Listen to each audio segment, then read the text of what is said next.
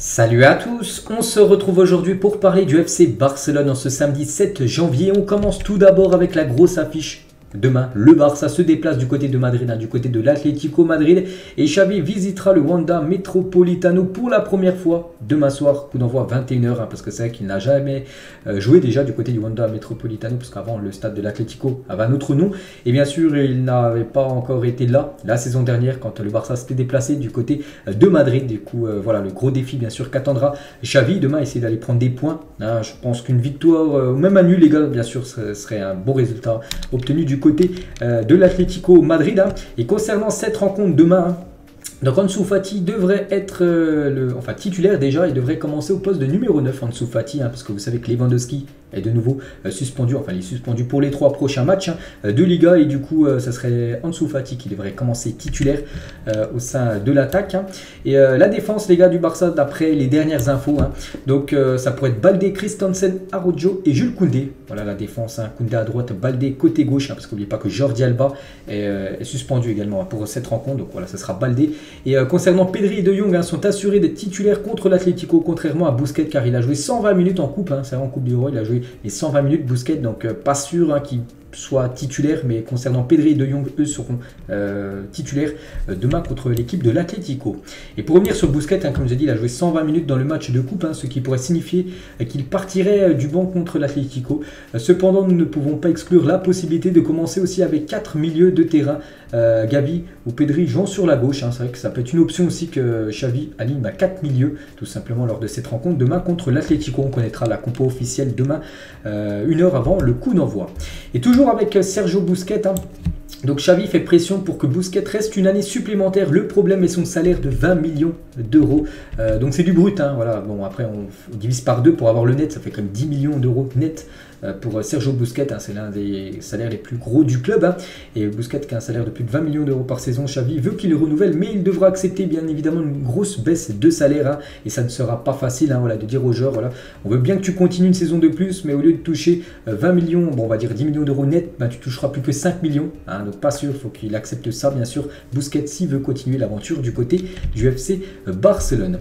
Et le remplaçant de Busquets, parce que s'il venait à quitter le club, parce qu'on ne sait toujours pas ce qu'il va faire, sera Frenkie de Jong. Xavi a pris la décision, l'entraîneur préfère Zubimendi, mais en raison de la difficulté de signer avec Zubimendi, Xavi ne veut pas d'autres joueurs et pariera tout simplement sur le néerlandais, voilà, sur Frenkie de Jong pour prendre ce rôle en gros de sentinelle juste devant la défense, ce rôle qu'occupe comme Sergio Busquets depuis de nombreuses années du côté du club. Et toujours avec Frenkie de Jong, on peut voir qui fait la une aujourd'hui, là en ce 7 janvier, la une du journal Sport. Et en titre, c'est marqué De Jong est intouchable. Voilà, maintenant c'est vraiment un joueur clé. On se souvient que l'été dernier, le Barça quasiment l'avait mis de côté pour le vendre, récupérer de l'argent. Maintenant, c'est un joueur clé. Il est intouchable, invendable. Donc Xavi pariera sur De Jong pour remplacer Busquets, on parlait juste avant. Donc Frenkie deviendra décisif pour l'avenir du club et le Barça n'écoutera pas les offres maintenant ni cet été. Voilà, si un Manchester revient à la charge concernant Frenkie De Jong, ça sera un non, voilà, de la part du Barça concernant les clubs intéressés par Frenkie De Jong. Et la une du journal Mundo Deportivo aujourd'hui, donc impulsion pour le pivot. Donc le premier choix de Xavi, on a parlé, c'est Zubimendi, même dans la course où Busquets, comme le souhaite le manager, continue au Barça. Donc voilà, bien sûr concernant ce poste de milieu de terrain, bien sûr pour le futur, voilà les joueurs qui pourraient potentiellement remplacer Busquets, mais voilà, Frenkie de Jong pourrait être conservé bien sûr par rapport à ça. Et bien que Laporta veuille signer Ruben Neves, le staff sportif du Barça n'est pas convaincu. Il considère qu'il n'est pas apte au poste de simple pivot dans un 4-3-3, tout comme de double pivot. C'est le débat qui existe dans la situation du Ruben Neves, voilà, concernant bien sûr une potentielle arrivée dans le futur. On s'en a parlé bien sûr, et on peut voir que les conditions économiques ne poseront pas de problème vraiment si le Barça se positionne sur Ruben Neves, parce que Jorge Mendes serait en charge de l'opération. C'est l'agent portugais de Ruben Neves, et bien sûr concernant le Barça, le problème financier, ça ne sera pas un souci bien sûr s'il s'intéresse à son profil. Concernant N'Golo Kanté, on sait que le Barça, c'était une bonne relation avec N'Golo Kanté. Le problème, c'est que Kanté devrait prolonger l'aventure du côté de Chelsea. Et du coup, pour le Barça, bien sûr. Hein. Ce serait un transfert, bien sûr, qui échouerait. On va parler de Memphis Depay, veut quitter le Barça pour retourner à Manchester United. On sait que le Barça doit quand même vendre, hein, on en parlait potentielle arrivée, mais voilà, le Barça doit quand même dégraisser son effectif. On parle beaucoup de Memphis Depay qui pourrait quitter le club et peut-être qu'il pourrait aller du côté de Manchester United. Et ça, bien sûr, pour le club, hein, ce serait une très bonne nouvelle.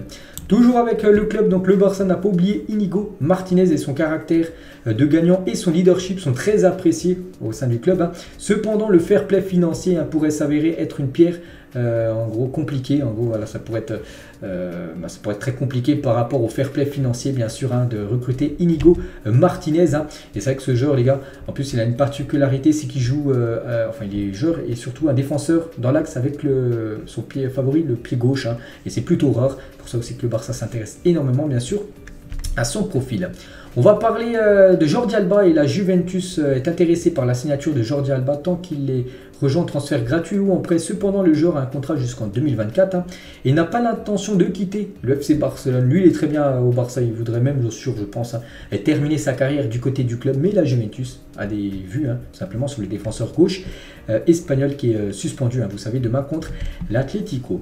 Concernant Benjamin Pavard, les agents de Pavard l'ont proposé à Barcelone et le club aime l'idée de recruter Benjamin Pavard. Hein. Bon, après, le Français préfère jouer à un défenseur central que défenseur droit parce qu'en gros, on sait que du côté du Barça, il cherche un nouveau défenseur droit et c'est pour ça qu'ils sont intéressés par Pavard. Mais lui, vraiment, c'est bien du côté du club, c'est pour jouer dans l'axe. On sait que c'est déjà... il y a déjà pas mal de monde hein, quand même dans l'axe hein, du côté du club, donc on verra si ça se fera. Bien sûr, Pavard du côté du FC Barcelone. Regardez le maillot de la saison prochaine, en gros le 4e maillot de la saison prochaine. Donc un maillot tout jaune avec les bandes rouges. Hein.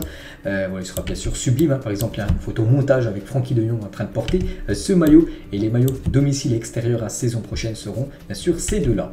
On va parler de Léo Messi il y a 10 ans, jour pour jour. Hein. Léo Messi, qui était bien sûr joueur du Barça il y a 10 ans, remportait le Ballon d'Or 2012. Hein. C'était déjà son 4e et surtout le 4e consécutif pour Léo Messi. Hein.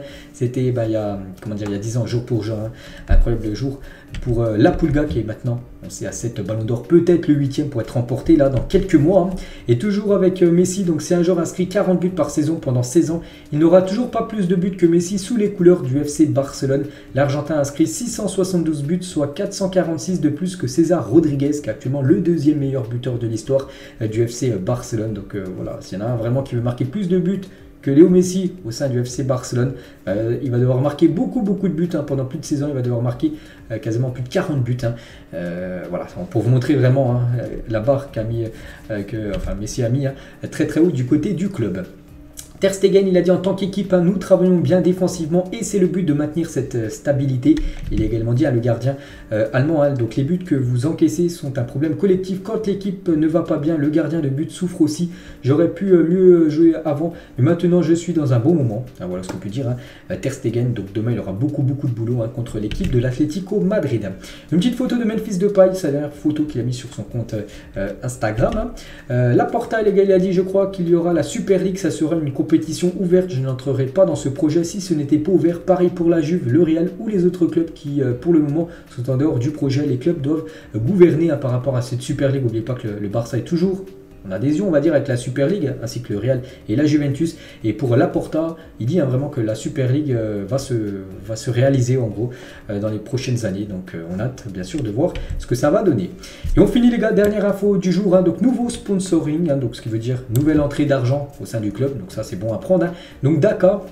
Il s'agit d'une entreprise qui produit des cartes à collectionner. Le club souhaite qu'il crée des cartes à collectionner signées par les joueurs ainsi que du contenu numérique. Durée du contrat jusqu'au 30 juin 2025. Du coup, Daka partenaire aussi avec le FC Barcelone. Donc voilà, une rentrée d'argent en plus au club. Et bien sûr, ça c'est tout bon à prendre. Donc voilà les gars, ce qu'il y a à dire aujourd'hui. On se retrouve bien sûr demain. On fera l'avant-match hein, de ce Atlético Barça. Demain soir, allez, moi je vous souhaite un bon samedi. On se retrouve demain. Ciao à tous.